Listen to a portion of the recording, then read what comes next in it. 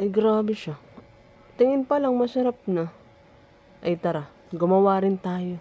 Tara, gumawa tayo, bes. At meron na nga tayo ditong pipino, ayan. Tapos, kakadkadin at gagayat-gayatin natin siya ng ganito. Tama ba sinasabi ko? Ayan. Na parang mukhang pino. Tapos, ito yung ating crab stick. Siyempre, himay-himay na rin natin siya na parang ganito. Ayan. Yung strips ba? Tama ba? Hindi sure sa sinasabi, no?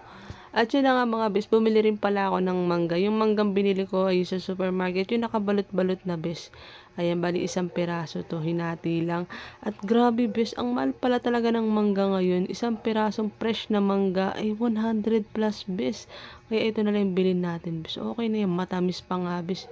At ito yung ating Japanese rice, bali kalahating kilo lahat to mga bes. At ito yung ating buong ingredients na ating gagamitin sa ating big sushi.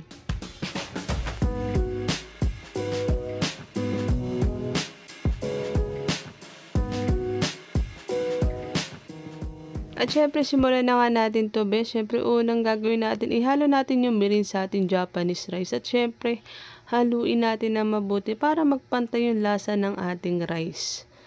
Sigurado ako, bes, masarap itong gagawin mo. Kaya, itry mo na rin. At kung mapapansin nyo nga din mga bes, yung usual na ginagamit natin sa sushi roll, yun din yung ginamit ko na ingredients. Yung pipino, crab stick, mangga, yun lang din. Tapos mayonnaise, di ba, bes? At yun na nga, ang kaiba lang nito, bes, i-bake nga natin siya. At yan. Nasa sa inyo naman, bes, kung anong gusto nyong gawing pang ibabaw, pang topping. So, pwede rin bacon, ham, kung anong trip nyo, egg. Pwede rin yan, bes. Nasa sa inyo kung anong gusto nyo. At syempre, dadagdagan, na-mix na nga natin, dadagdagan pa natin ng QP mayonnaise, bes. Ito yung pinakamasarap na mayonnaise, bes. Talaga naman the best. Baka naman QP, ano? At dahil nalagay na nga natin sa ating mga lagayan ang ating minix na ingredients, ayan. At nagtira nga rin tayo ng tagko-konti, bes, para mamaya sa pang-toppings pa rin natin. Para mas masarap yung ating big sushi. Ayan, craving satisfied talaga tayo dito, bes. At eto na nga, ayan. Ang susunod na ilalagay natin yung ating itinabing konting mangga. Ayan. Diba? Halos ano lang ata din nagastos ko dito, bes, mga wala pang 500 pesos. Ayan, meron ka ng limang baked sushi na magagawa. At ito yung ating cheese, ayan. So, yun, bes, tas meron din isa pang nilalagay dito mga bes. Ito yung porikake. Ito yung kung mapapansin yung pandagdag flavor din, bes, o panlasa ulit na ilalagay dito sa ating big sushi sa ibabaw. Porikake, yung laman nun is mga sesame seed, tapos mga seaweed din, tapos parang may itlog or tamago kung tawagin nga sa Japan. At ito na nga, bes.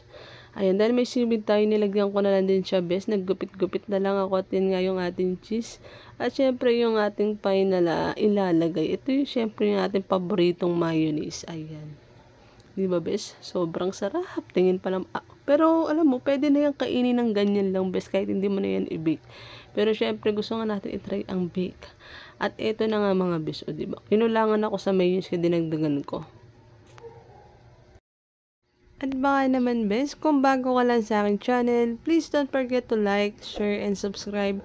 And please click mo na rin yung bell button para mas updated ka sa mga susunod ko pa na videos. At kung nagustuhan mo rin yung aking video, baka naman mag-comment ka na rin bes. At yun na nga, tikiman portion na tayo bes, kaya tara!